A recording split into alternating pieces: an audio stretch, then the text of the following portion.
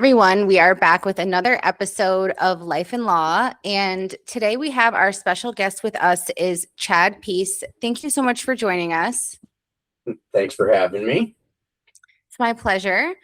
And can you just start off by just giving a little brief intro about yourself for our listeners?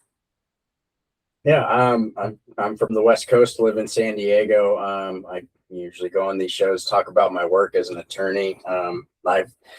I have two small kids. I grew up in a household that I have my Republican mother and my Democrat father, and I went through law school not really to become an attorney, but because to build really a foundation for doing the stuff I do now, which is running a business. And but during that course, I happened to connect with the Independent Voter Project, who hired me to do some work, and I became intrigued in the law of voting rights as it relates to independent voters. And really, so one of my passions has been challenging voting rights, but from the lens of a voter. As we all see nationally, these fights between the Republican and the Democratic Party, and they generally are talking about issues like voter ID or this or that, but whether it's in the courtrooms or it's in political discourse, people really don't just step back and talk about, look, we're in the midst of a primary election season right now, where elections are going on all over the country, and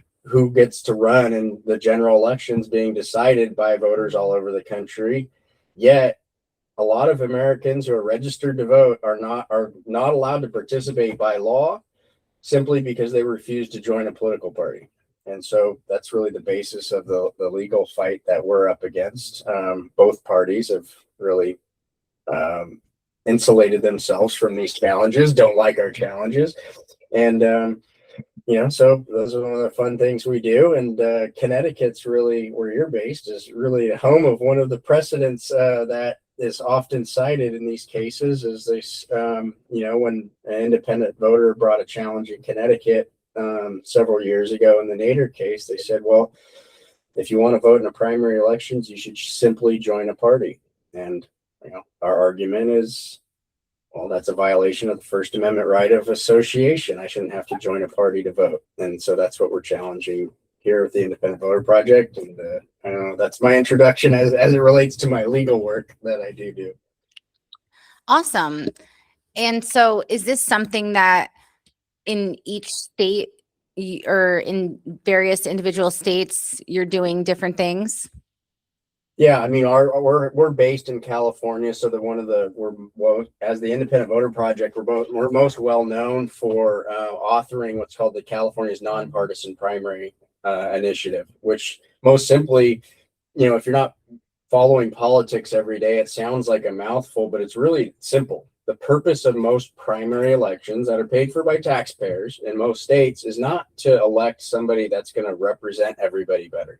The purpose is, by law, to represent somebody who will represent the political party on a general election ballot. So when you say nonpartisan primary in California and a few other states, what it means is the purpose of the primary is rather than nominating somebody to represent the party, it's for the voters to determine a candidate field and nominate somebody for the general election ballot. So what the term nonpartisan means is that it's not for the purpose of the parties, it's for the purpose of the voters. If that makes sense.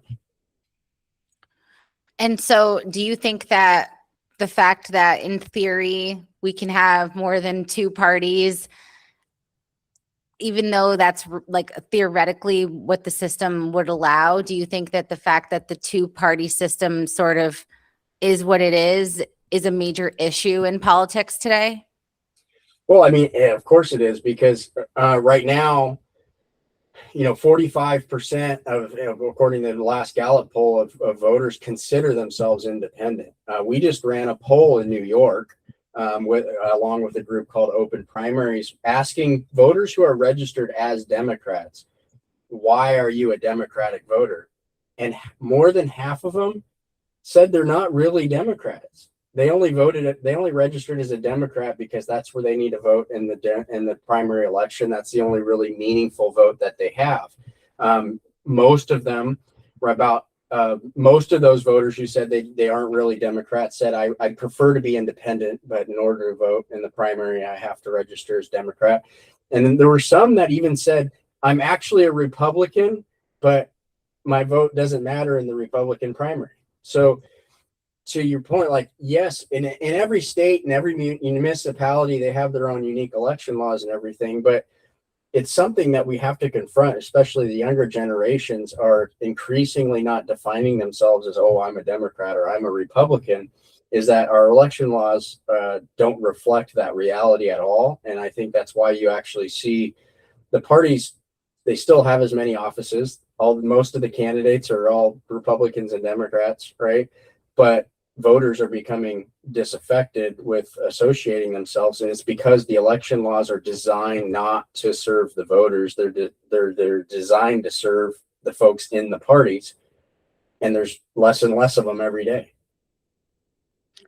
I think a lot of times too, you hear like in states like Connecticut, for example, where it's so heavily Democratic, where they control so much of everything. And you hear people that will say like they're registered as a Republican, they're Republican, but they won't even waste their time going to vote because they feel that it's a waste of time and that why should I bother? So what do you say about that, where people will say that, you know, their vote doesn't count and why bother and don't vote? Well, I think, you see a lot of folks and like ideas will come out of, the Democratic Party and say, well, let's just make everybody vote, right? And you say, well, I mean, if the basis of our voting system should be how do we give voters a meaningful vote, right? And that is the standard that's been articulated in many cases by the Supreme Court, is that it's not just you can cast a symbolic vote in lots of authoritarian countries, right? But the only thing that makes it valuable is if it has meaning, right? And to your point, what the parties have done collectively, whether it's the Democrats in Connecticut and California or the Republicans in Texas and Florida, right, is literally design the districts where, the gerrymandering has been a national conversation here in the last few months, is they literally design the elections so that the meaningful opportunity happens in the primary elections before most voters even come out and even know there's an election, right? So that is the whole basis of why our long-term legal challenge is saying, look, if a state is going to go and run an election, use taxpayer dollars, and determine an important factor in the general election, the public election, you can't lock people out simply because they refuse to join a political party. So that's why we filed a lawsuit that we do. I believe in the long run we win, but we're going up against really just the way the system has been constructed in our years of history, which have really been designed around the two-party system. And so I'm just looking at your website about the Independent Voter Project, and I see here it says that in 2010 you had Proposition 14 was passed. Can you talk a little bit about that? Yeah, so that's the nonpartisan primary, right? Nationally, they'll talk about it. A lot of folks will talk about it at the CNN and stuff as the top two or the jungle primary, right? And frankly, we've kind of come to just embrace the term jungle and say, all right, independents are the lions, go vote in the jungle, right? But that was actually, just for those who are interested in the wonky history, a pejorative term that the parties used to describe the nonpartisan primary, because they went and they polled it. And they're like, well, when you tell somebody, would you want a nonpartisan primary? They go, well, yeah, elections should be nonpartisan. But when you tell them, do you want a jungle primary? Say, oh, that's scary, right? So Prop 14, though, what it did was it changed the system from a partisan system like you have in Connecticut and most other states to a system that's nonpartisan. The reason it's top two is because every candidate and every voter can participate, vote for whoever they want. It's not like you go to a primary and just vote for whatever Democrat you want or vice versa. You vote for whoever you want. And the top two go on. It doesn't matter what their party is, right? Because it's party agnostic. It's not anti-party, it's just agnostic. Everybody's treated the same. So there's states like Alaska that have taken it further and advanced 4 candidates, and then they allow people to rank the candidates in the general election. But that's Prop 14 is one of the something that the Independent Voter Project who I represent authored over 15 years ago now. That was at its core just a fundamental statement to say, no, our elections don't belong to the two parties, they belong to the voters. And is that something that you tried to replicate in other states? Well, there's a lot of other groups that lead the effort. I mean, we're from California. We don't try to go into other states and say, hey, we have the answer for you. And every state has different history. There certainly are other groups like those that went into Alaska. And they went from a traditional closed primary system and then adopted a nonpartisan system with ranked choice voting in one election cycle. Maine went to adopted a ranked choice voting system not too long ago. Washington has nonpartisan. There's movements in Oklahoma and South Dakota. Colorado is passed what's called a semi-open, and now is going for a nonpartisan. I mean, these efforts are going on all over the country, kind of below the radar of the national media, because in the two-party narrative, the two parties are on the same side against these reformers, right? If it's a Republican state, it's generally the Republicans who are opposing the reforms. If I'm in California, there's an effort that just sprung up because they want to get rid of the nonpartisan primary. And guess who it is? It's the political consultants from both sides of the political aisle who they want to be able to pick the winners. They don't want voters picking the winners. And can you say a little bit more about how these political consultants play a role in politics? Because I think a lot of people don't understand that layer of it. Mm-hmm. Well, yeah, I mean, there's a lot more to just the candidates and the stuff that run, and the parties themselves. Is like politics at the end of the day, it's an industry, and it's become even more so an industry where when you run for office, you don't just need to go and raise money. You also need voter data. You also need to get the endorsements. You also need to get, lots of other stuff. And consultants are really a lot of times the folks behind the scenes that, really hold a lot of the power over a lot of these candidates and stuff. It's because this is the consultant for that person and that person. If I hire them, I'll get this support, I'll get those donors, and I'll get that, right? And yes, the consultants in that regard hold a lot of power and arguably have more influence than a lot of the elected officials that you think of, right? A lot of, people argue a lot of decisions being made aren't actually being made by the elected officials. They're being made by the consultants. So it's not a surprise that it's the consultant class that is mounting this effort now. They're going to try to undo California's top two nonpartisan primary. But hopefully we have enough of a foothold, and enough, we run our polls when they're not loaded and they're not biased. I mean, voters overwhelmingly support a nonpartisan system over a partisan one. So, I think we'll win in the course of history, but I know, but the resource advantage is there's no question. They have all the resources. They have the institutional power. They have the power of the office. And so it's a fight, but it's a worthwhile one. Yeah. And I think that even allowing to have money in politics where people can have campaigns and then there's money attached to it, I think it just kind of destroys the whole thing, because if they've removed money from politics completely, no campaign money, nothing, just purely running on your, values, maybe things would be a little different. But it's almost like it's like a pay to play, like with everything else.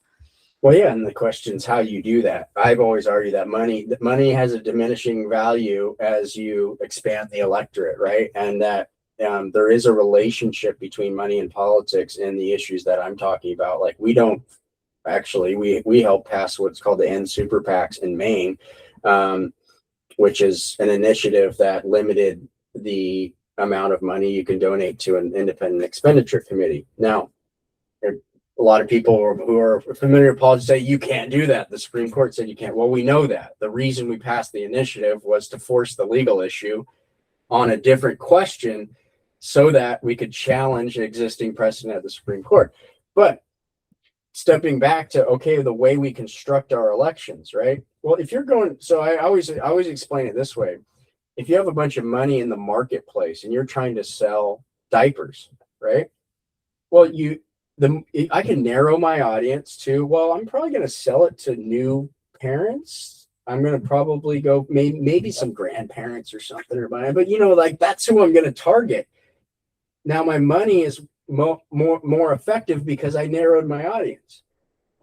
Well, same thing in politics. Well, if you say, okay, these elections where the candidates really decided, only 25% of the electorate can vote because they're only registered part of that party, or 40, even if it's 40%, and then only 30% of them are going to vote. And then I only need a plurality of that to actually win the election. Well, think of how powerful every dollar is. But if you go to a state like California or a system that's nonpartisan and you say, well, now my market is the entire electorate, and somebody over here could have as much influence as somebody over here, the value of the dollar diminishes, right? And so it's not like money goes away with a nonpartisan or an open system, but it certainly diminishes the value. So they're two separate issues, but they do have a relation to each other. Right. And so can you tell a little bit more about this ongoing lawsuit? Which court was it filed in? So we've actually filed in two courts. We filed in New Jersey first, and New Jersey, we call it, the reason we filed there, they're like the greatest offender.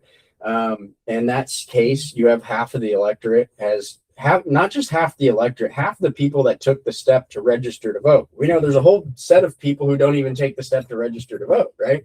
So in New Jersey, of the people who registered to vote, almost half of them said, I don't want to join either one of the parties. Now, by law, New Jersey has purely closed primaries, which means you have to join a party to vote in the primary. And on top of that, they had 0 competitive elections in the election cycle before we filed our lawsuit. What that means is that there was no election decided within 10 points on any state race in New Jersey, right? So practically speaking, what that means is the general election didn't matter anywhere.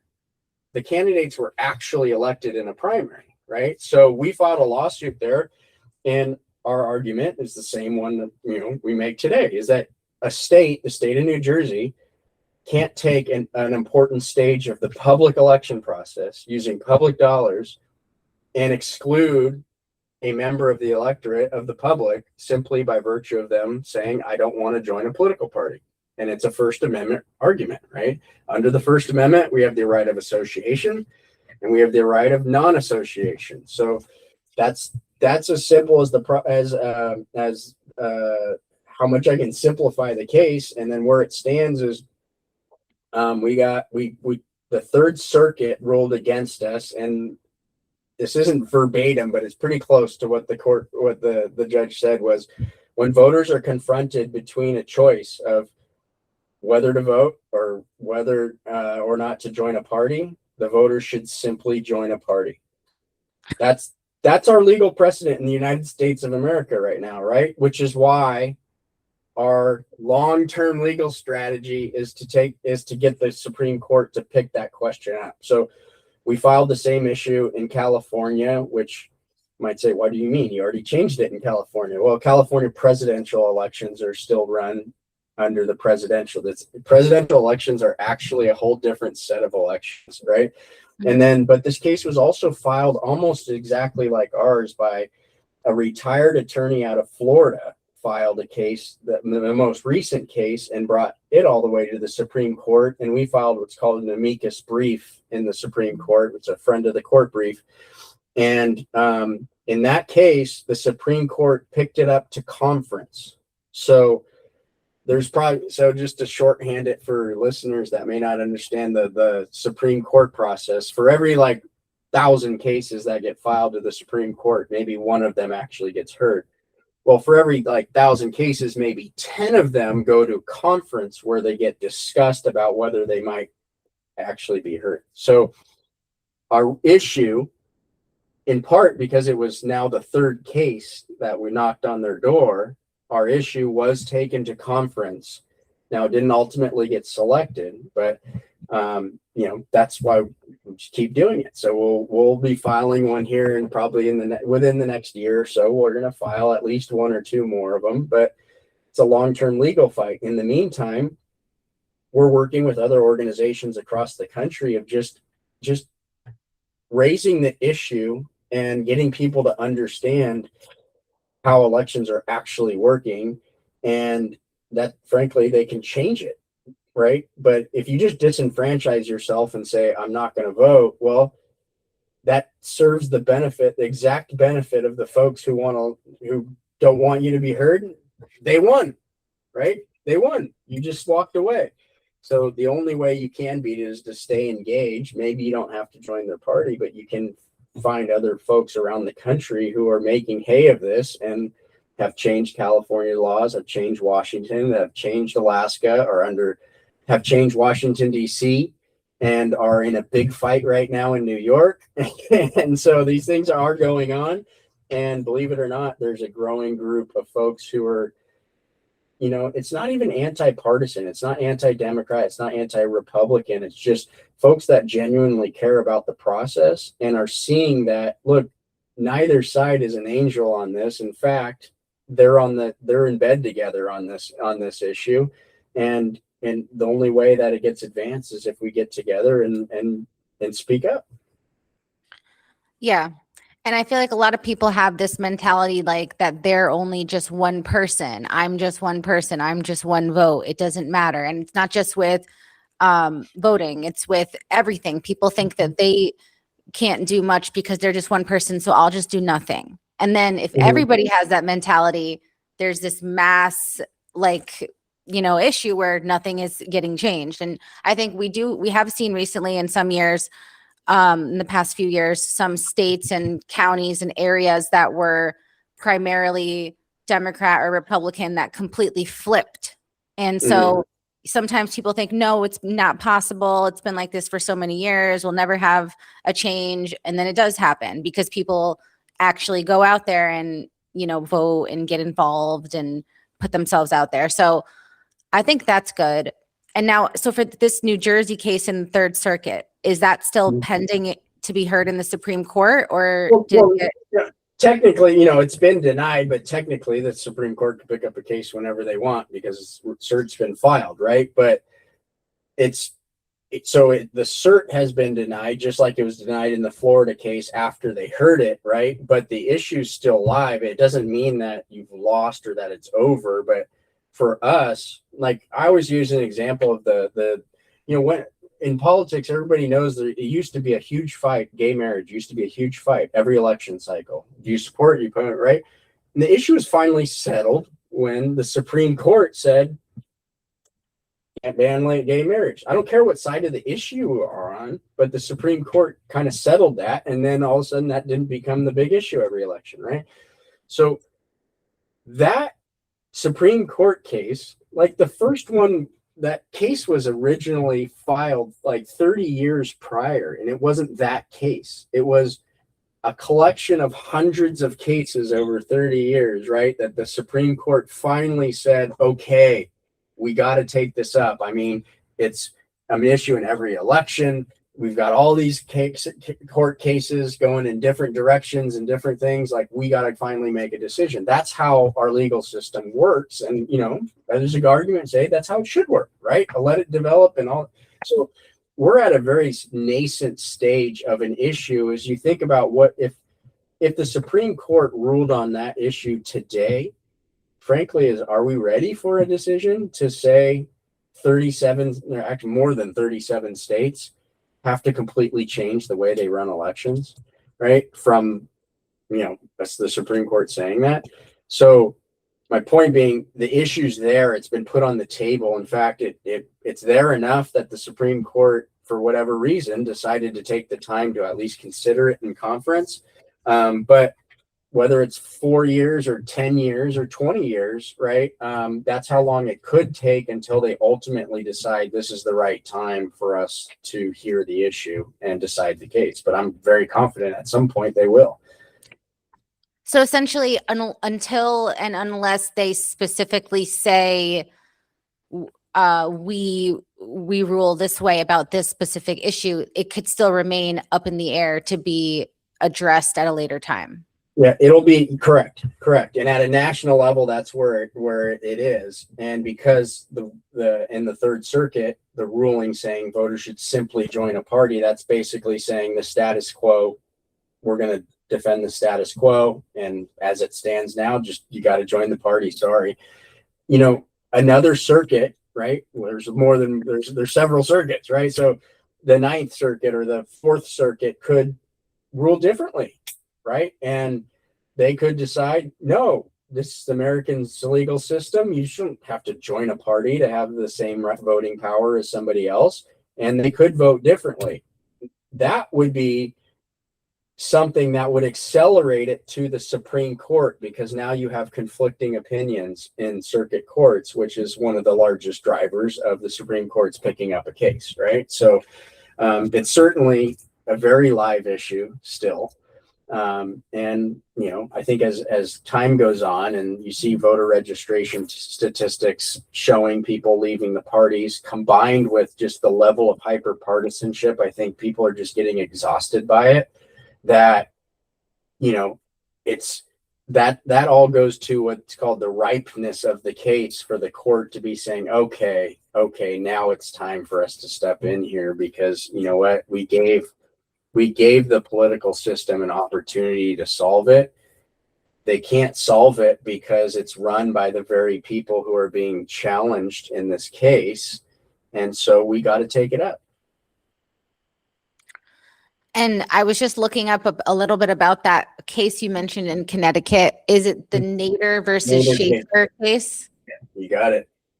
And so it said that then later there was another case, Tajan versus Republican. Yep. And it said in that case that they held that a party may have a constitutional right to invite independents into its own primary. So has that case been overturned or been another precedent after that? No, both of those are actually, so this is an important thing. Both of those cases actually hold the same thing, basically, right?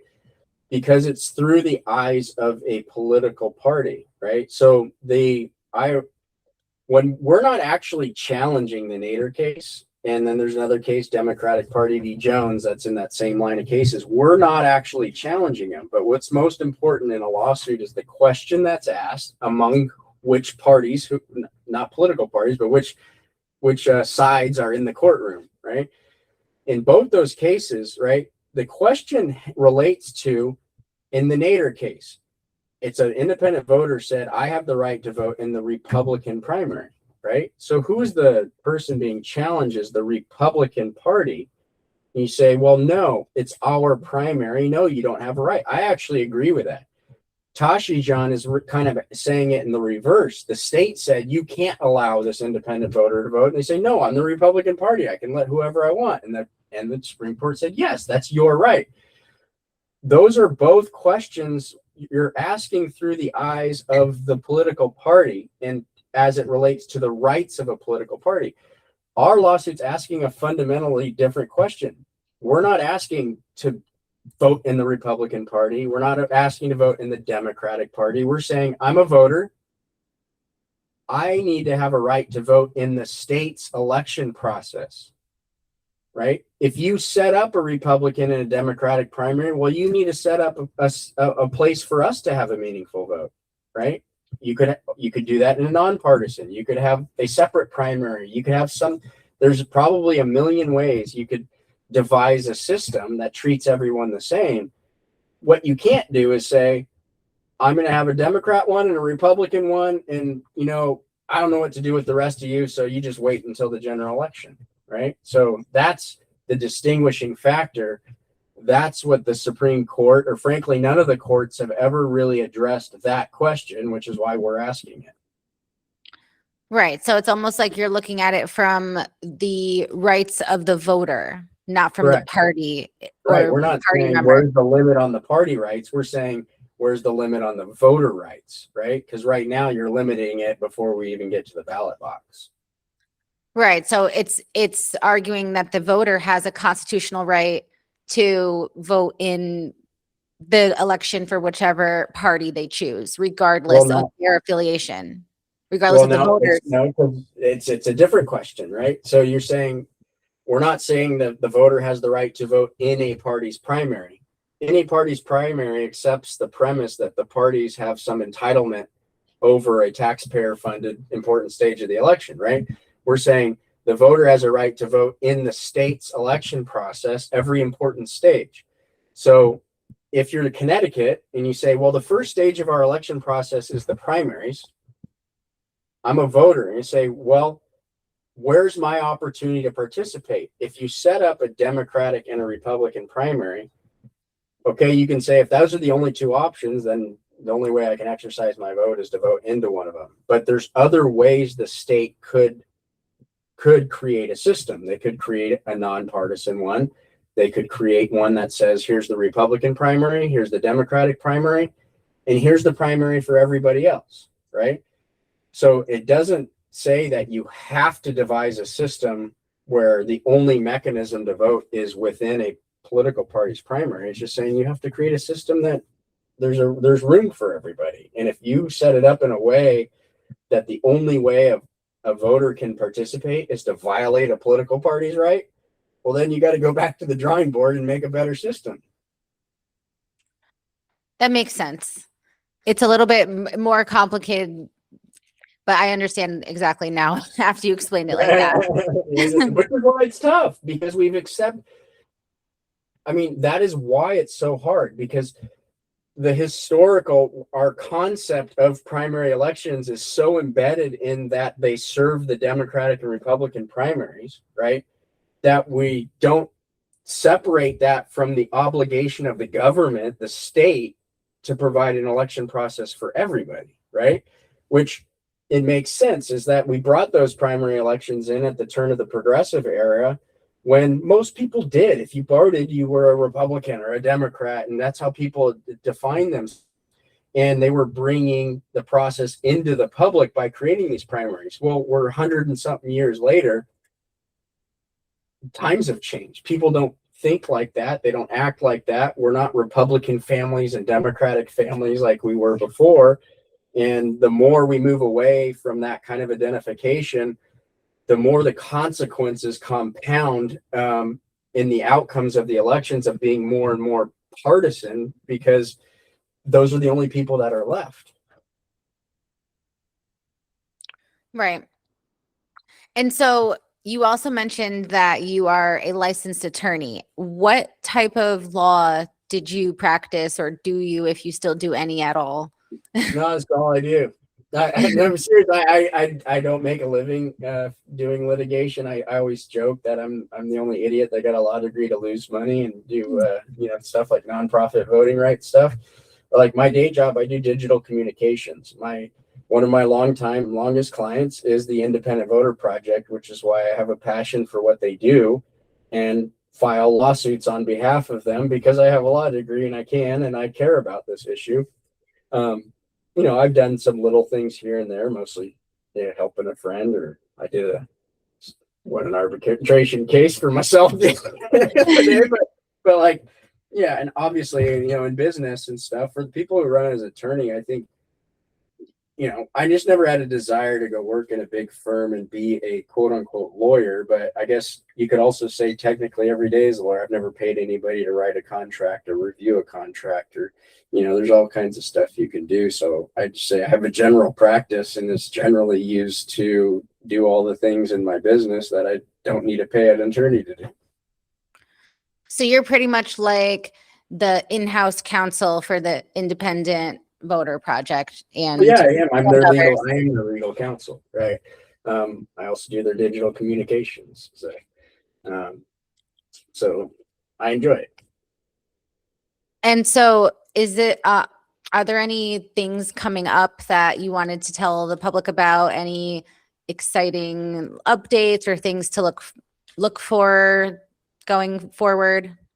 Well, being in Connecticut, you're not too far from New York, and a lot closer than us. I mean, New York has a primary that's going on next week. There's been a lot of attention because they adopted a ranked choice voting, right? But they kept what the closed primary system, right? And so there's going to be a lot of attention on New York next week, because frankly, whoever gets out of the primary in New York City are really going to be the winners, because there's no de facto, you can't really win in the general election against a Democrat in New York City. So there's going to be some elevated, I think, folks like Open Primaries bringing this issue up to the attention. I think some of the news is going to be increasingly covering this type of issue. And I think that's probably a likely target of Independent Voter Project's next lawsuit is going to be in New York. So that's what we got coming up. And so this is regarding the fact that in New York City, that voters that are registered with the party can only vote in the primary if they are holding the registration with that party. Correct.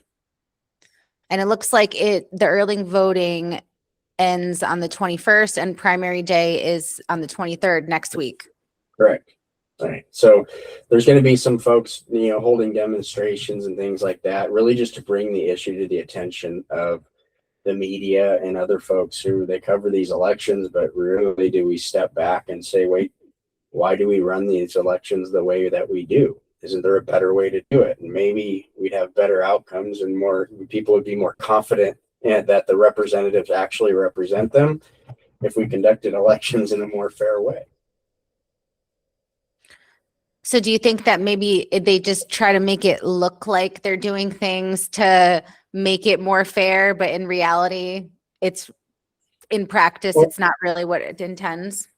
Yeah, well, so I always run to the danger of getting into the wonky details, right? But there's a split opinion in the reform community where there's a lot of reformers who have pushed for systems called ranked choice voting, which in and of itself has all kinds of different variations. But they adopted ranked choice voting in New York, right? What they did though, unlike Maine that adopted ranked choice voting in a general election, which basically what it does, if you're not familiar with it, it allows you to say, this is my candidate, first choice, second choice, third choice, right? So it prevents what they call the spoiler effect of, I'm just going to vote for this one because the lesser of two evils. I don't want to waste my vote on somebody else, right? And so that really opened up the process in Maine. In New York, reformers passed the ranked choice voting, but what did they do? They did it, but only in the primary and only in closed primaries. So the competition is still within the Democratic Party, right? And so my point being, you can look at one side of it and say, well, it's better than the system used to be. But really what it was, to your point, it was folks on the inside saying, I see this wave and this desire for reform because people are frustrated with how the system's working coming.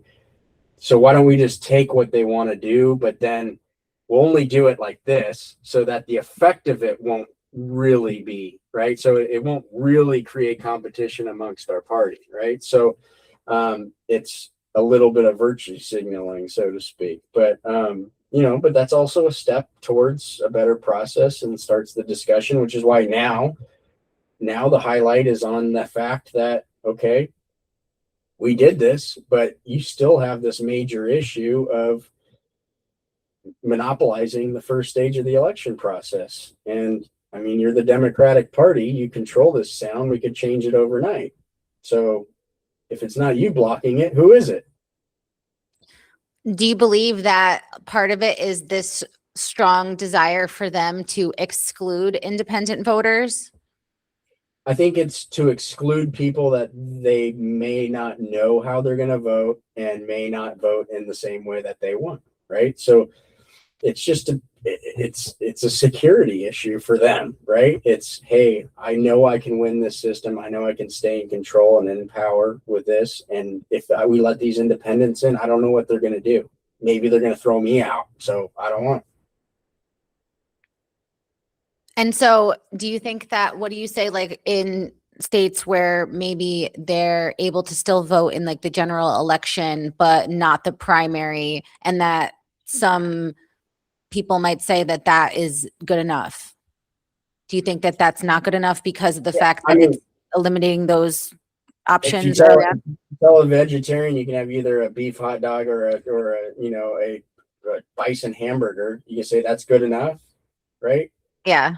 The point is like, no, the options are what matter. And so if you have two private groups selecting nominees, where one on the first level, right, you say those aren't real options, right? That's not real choice. You've predetermined them, and now you're asking me to ask for two really things I don't want, and which ones work, which one's less worse.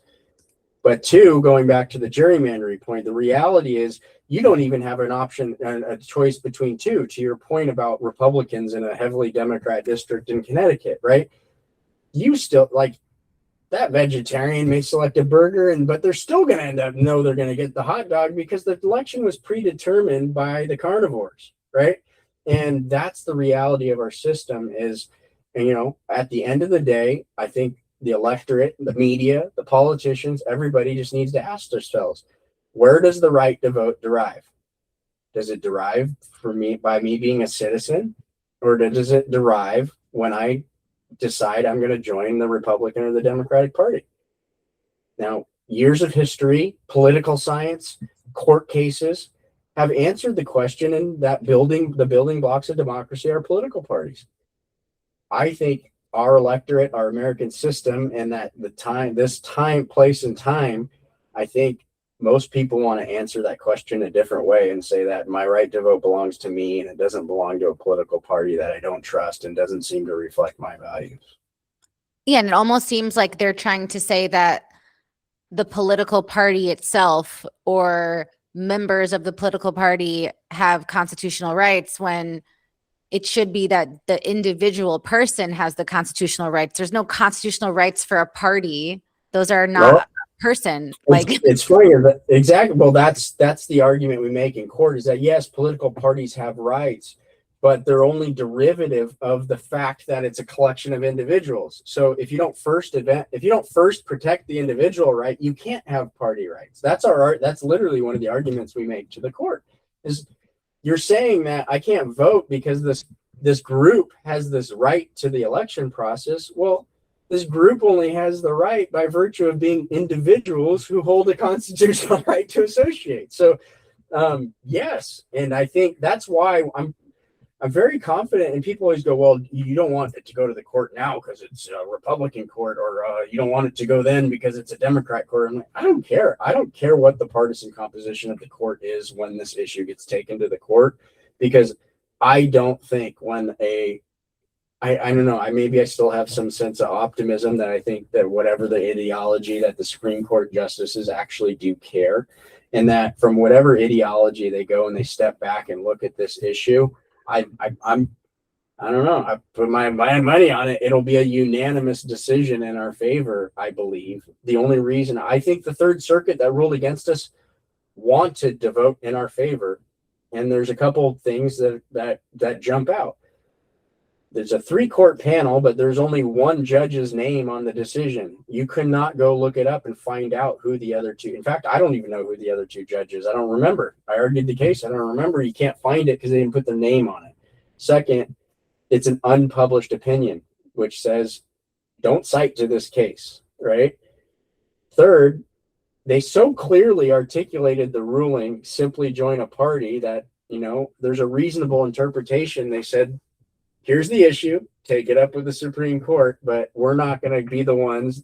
This circuit court is not the proper place to make such a determinative decision that would have an effect literally throughout the whole country. So, maybe that's my optimism, or I'm overreading it and because of my bias, but I honestly believe that's kind of where it is. And I don't really care what the composition of the court is if and when this case is heard. I think it's interesting that you said that there was only one judge's name on there and that you can't find any proof of who the other ones were. It almost seems like maybe there wasn't any other judges on that. And how do you know that 3 judges ruled? Maybe just only one did. Well, I mean, I argued in the Third Circuit, and the 3 judges were sitting up there on the panel, right? Oh, so this was in person. You actually had a hearing and I had a hearing. We got an oral argument, right? And which, to their credit, the fact they gave us an oral argument, right? They don't just allow everybody to have an oral argument. So they took it seriously enough, right? And so you don't know. They're not going to go out and say, well, this is why, but it's kind of unusual that the other 2 judges didn't even if they could have put a dissenting, they could have put a concurring, they put nothing, right? And so, and it's unpublished, right? Unpublished means, yeah, they issued it, but it's not for the we don't want anybody citing to this as precedent to say that this is the state of the law, right? Which goes to back saying, hey, we're really considering going into New York. You'd say, well, why? You already have there's already an opinion in that circuit court that you're going to be barred by what they call stare decisis. And we say, great, let them cite to that opinion, and I'll explain to them what an unpublished opinion is. And that's exactly why we're filing a case in the same district, because we want that court, if they really want to set that as precedent, well, then publish your opinion. Right? Yeah. And they pick and choose strategically which things get published, which things don't. Even in lower trial courts in the states, they decide who gets sent to those national reporters and all of those things. And so, but it doesn't mean that that decision isn't real and that it can't be cited and 100%. included. Right. So that's interesting. So what are things that you think people should look out for in, for example, with this New York City election next week? What should we focus on? I don't know. I always just tell people is like, if you're interested in this wonky stuff, and it seems issues seem like, oh, maybe this is, I don't really care about politics, but this kind of seems like maybe this is why I don't care, or I don't know, this doesn't seem right. It's just the most simplest thing is just to look up, see if there's anybody around that's working on this. To your point, I guarantee you're not the only one in your community or, that's thinking about it. And you're probably not, there's probably already a group of people starting to try to do something about it. So doesn't mean you have to wake up every day and, spend your life, challenging stuff. But sometimes it's just as easy as, it's like, you could do something as simple as like, pick up the phone, call your council member, send them an email, give them a phone call and just say, hey, this is an issue I care about. And you'd be surprised like how much that actually can matter, right? Like just a phone call saying, hey, I care about this. You don't have to be negative or say, hey, you're an asshole because you haven't done this. Just come and say, hey, look, have you seen this open primaries thing? I hope you take a look at it. That's it. And a lot of times people run into situations where these elected officials or representatives will just ignore people. They'll send letters, emails, calls, and they just get ignored. Do you think that a lot of times it's discouraging? Do you think people should keep going and keep trying to reach out even if they're getting rejected? You have to. And, but like I said, it doesn't mean you have to wake up and like compromise other things in your life. I mean, we're all raising families and doing our job and all that kind of stuff. But it's just do what you can and know that it's not a problem. You're talking about a voting right. Okay. It took how long for women to win the right to vote? And we'd say they always had the right to vote. It just took them that long for us to have the court recognize it. Right. And then it took even longer for African Americans to get their votes recognized, right? So you can't just expect that there's a lot of institutional power that benefits from the way things are, that suddenly everybody's going to shift tomorrow and go, wait, you know what? You're legal. I agree with your legal argument. I agree with your philosophy. Therefore, we're going to change it. It's just not how things work. You have to be patient. And part of that is just by it's simple things. Maybe it's not calling your representative. Maybe it's having dinner where you're talking about the World Cup because that's what I want to talk about tonight. But then just, hey, by the way, you see, you're talking about politics and say, you know what, maybe we get better outcomes if we had open primary. Well, what's that? Have a 5-minute conversation with a friend and then move on and talk about the World Cup again. Like it's little things like that can actually have, that's how the conversation gets changed on a macro level. Absolutely. And, you mentioned something earlier in the interview about like these super PACs and things like that. And I think that and you mentioned like this institutional power. And a lot of times it's like these interests of these donor groups or corporate interests that are behind it, where then it's like, does it really, a lot of times when you have, this bipartisan setup where Democrat, Republican, okay, does it really matter which side gets elected if they're all being controlled by such and such third party donor group? And so it's like, that's why I think it's important to allow, independent parties to come up and have these other people being able to participate and not just making it so we only have two choices every time. Well, actually, I think at the end of the day, it's like we embrace competition when it comes to the marketplace. Like, why don't we embrace competition when it comes to convincing the electorate that we deserve to represent them, right? And whether it's a competition among parties or it's a competition among voters, right? Is most simply you say, look, if you want to represent the electorate, you should have to convince them. You shouldn't just get to represent them because you joined the majority party's team and you did what you needed to do to run up the majority party's ladder. Right? Yeah. And in other countries, like, for example, like Greece and other countries, like they'll have multiple parties, not just two. And they'll have new parties that pop up all the time. So it's like people will have an incentive to say, let's form a new party. Let's get a new party going. And these are our new values. And it's like, you never see that in the US. And so possibly that's something that could change. And I did like one thing you said earlier where you mentioned how for a while it was always, I think you said gay marriage was this big issue that was always being thrown out there politically. And then finally the Supreme Court put a stop to it. But even now we see that the Supreme Court decisions are not final because look what they did with abortion. Look what they did with, now they're actually trying to overturn the gay marriage thing too. There's people trying to fight with lawsuits to overturn that. And so it's like anything can get flipped even after 50, 60 years. So that's the beauty of it is you can always come back with a new challenge, a new question, a new lawsuit. And just because it's like this now doesn't mean it'll always be like that. So more people need to realize like the system allows for these challenges. And you see people, with other constitutional rights, not just the right with voting and things like that in the First Amendment, but you'll see like even with the Second Amendment, for example, like each state has different laws. Some of the laws arguably may be very, very strict and potentially unconstitutional in some states. There's been challenges, I know, in Connecticut with their laws. And so then they possibly go up to the Supreme Court. And so I think that it's important that people understand that you don't just say, okay, New York passed this law, Connecticut, California passed this law, it's unconstitutional, let's cry about it. Like, no, there's a process to challenge it, go up the chain, and maybe the Supreme Court doesn't hear it, but that, like you said, that question still stays up in the air.